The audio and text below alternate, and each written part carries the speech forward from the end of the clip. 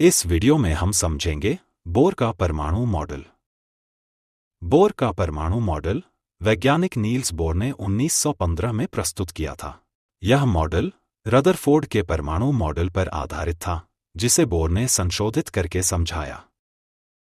Rutherford ने अपने model में बताया कि एटम का केंद्र एक न्यूक्लियस होता है, जिसके चारों ओर इलेक्ट्रॉन एक वृत्ताकार कक्षा में घूमते हैं।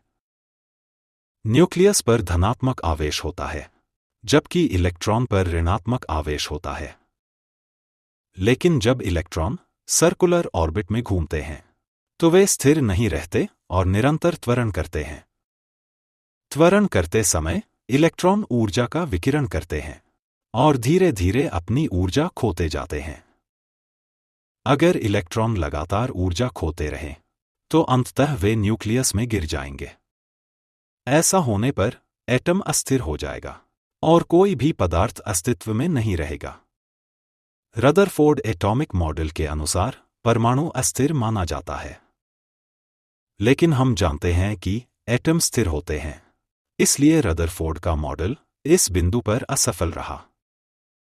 इसी कमी को दूर करने के लिए नील्स बोर ने 1915 में एक नया परमाणु मॉडल प्रस्तुत किया।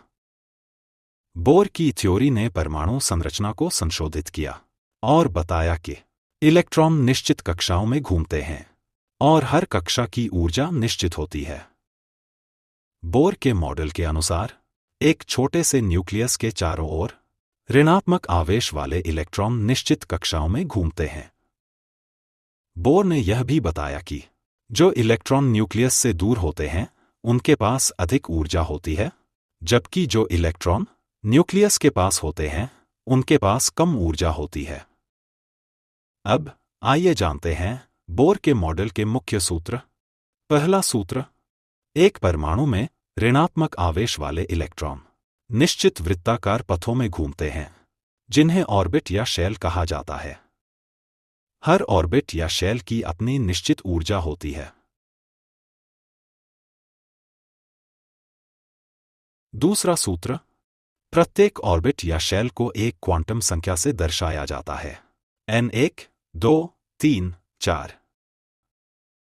तीसरा सूत्र, जब इलेक्ट्रॉन निचले ऊर्जा स्तर से उच्च ऊर्जा स्तर में जाते हैं, तो वे ऊर्जा को अवशोषित करते हैं, और जब इलेक्ट्रॉन उच्च ऊर्जा स्तर से निचले ऊर्जा स्तर में आते हैं, तो वे ऊर्जा का उत्सर्जन करते हैं।